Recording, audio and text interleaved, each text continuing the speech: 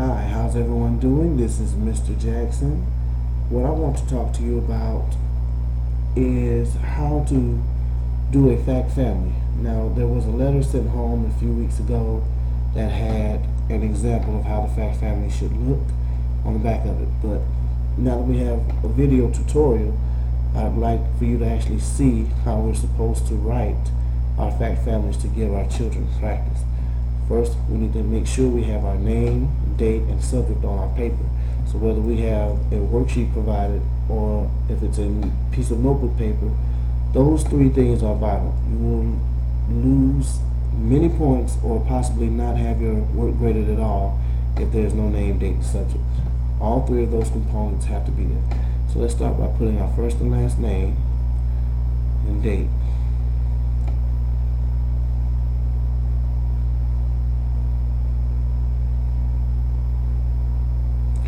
And this subject is going to be the multiplication and division fact family for sevens. We're going to use two capital F's to stand for fact family. But please understand, in the third grade math class, our fact families are going to consist of multiplication and division, because there's also the addition subtraction fact families. So when we have FF7, that's going to stand for fact family for 7. And what we will do is we'll start with number 1 and we'll go all the way down to number 15. I'm going to give you the first 2 to 3 rows as an example, so that when our children are home and doing their fact families, you will have an understanding of what they should be writing and how they should be writing it.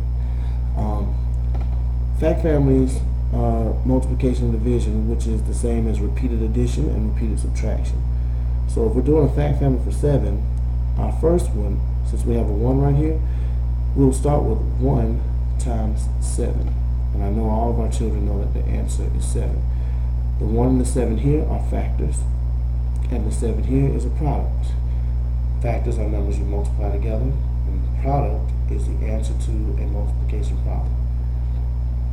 So once you have 1 times 7 equals 7, you can reverse these factors as 7 times 1, and that would also equal 7. 1 times 7 means you would add 7 one time. 7 times 1 means you would add 1 7 times. So 1 times 7 means to add 7 one time, that's 7. 7 times 1 means to add 1 7 times, that's also 7. So you have 2 multiplication sentences.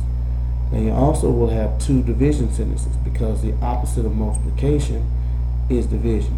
And we'll start by looking at this first multiplication sentence here. If 1 times 7 equals 7, then you would go backwards. You would say 7 divided by 7 would equal 1. They call it a fact family because all the members of the family stay the same. So what we would have here is 7 divided by 7 equals 1. And for the last blank, we will take this multiplication sentence, 7 times 1 equals 7, and we would go backwards for division. 7 divided by 1 equals 7. And that's what we would write. 7 divided by 1 equals 7. Now in division, you have what is called a dividend, which is what we would start with. That's the amount you start with. A divisor is how many groups you want it broken into, and your answer is called a quotient.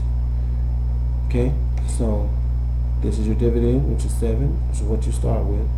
Your divisor is 1. If you divided 7 into one group, the quotient will be 7. If I had 7 pieces of candy and I want to divide it among 7 people, each person could get 1 piece of candy. If I had 7 pieces of candy and I wanted to give it all to one person, then that one person would have 7 pieces of candy.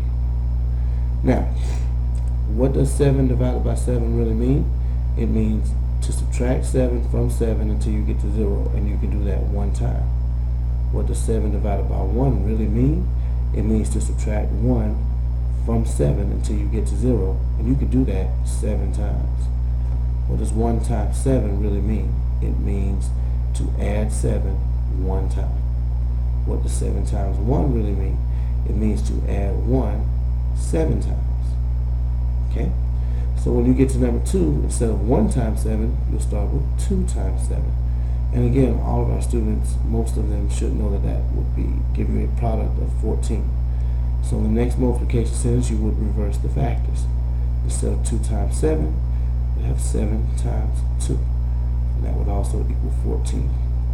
Then when we get to the division part, you would take this sentence and go backwards. 14 divided by 7 equals 2. And then with the other sentence, you would take this one and you would go backwards. 14 divided by 2 equals 7. Notice with division, you always start with the largest amount. That's going to be your dividend. So if one of our children is writing 2 divided by 7 is 14, you'll know that's wrong. 2 times 7 equals 14. But for the division, you have to start with in other words, your product becomes your dividend. Okay? We'll do one more and then we'll end this tutorial.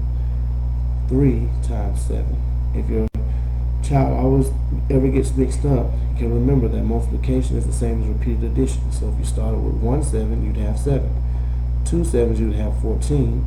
If you needed 3 7s, you'd take that 14 and add 7 more, and you get 21. You may notice them using their fingers at first to count these up. Please allow them to do that because that's their mnemonic to get the right answer until they can memorize it. So once you have 3 times 7 is 21, then you'll have 7 times 3 equals 21. And then 21 divided by 7 equals 3. And finally 21 divided by 3 equals 7. And you complete this process until you get all the way to 15. So this is how the process should go. This is what it should look like.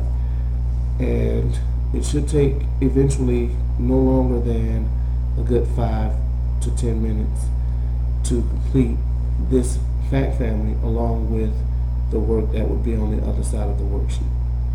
Thank you very much. If you have any questions, just send me an email.